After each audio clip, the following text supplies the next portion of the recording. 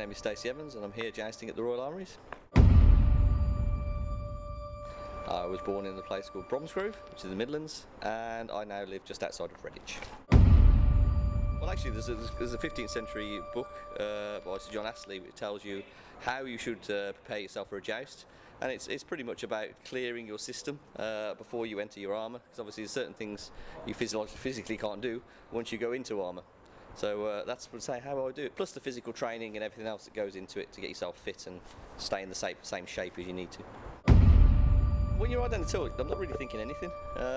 Jousting is a very psychological sport, and you really do have to focus and keep your mind on what you're doing, because if you don't, you can easily get distracted. So you're really just focusing on where your end of your lance is and where their shield is, because that's the target you want to hit.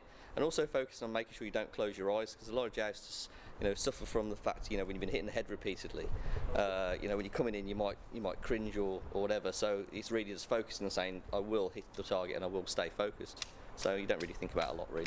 I'm jousting on a horse called Aramis, and Alfie. Aramis I rode for the first time today. He was really, really good. And Alfie I rode last week, and again he was really good. Hopefully I'll have Alfie in the final, because I really do enjoy jousting off him. I used to do a lot of eventing. I had a big accident.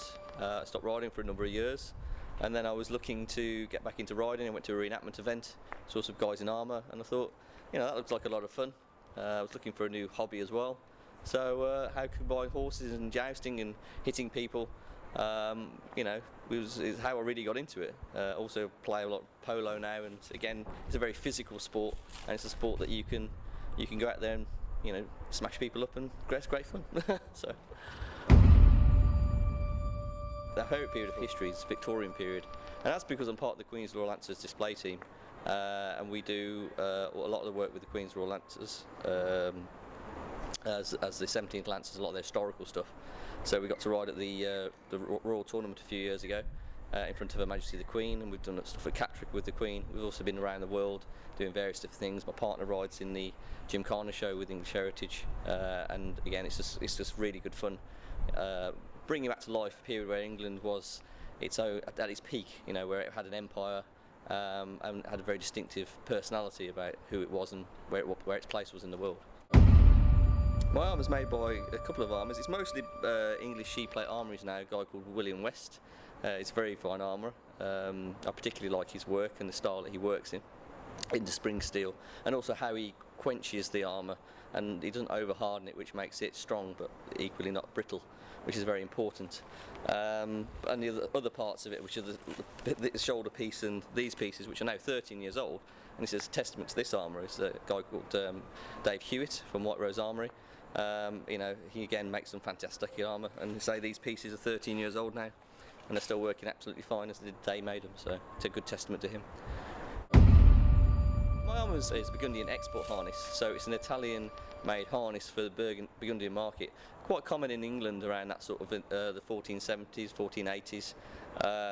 So I really like it because it's got a lot of flash about it, a lot of style. And it was a very showy kind of armour, and it would have been a very expensive armour from that time, so that's why I like that particular armour and style. I've been jousting for 13 years. I've had a number of injuries. I've been knocked out a number of times, a number of concussions, whiplash, broken wrist, a piece of wood go through my lip and through my tongue, which had to be removed. Changed helmet since then, obviously, because that helmet was didn't give me the best protection. Broken ribs. So yeah, there's a few injuries over the years. Pizza. Domino's double deckers, Texas barbecue, to be precise.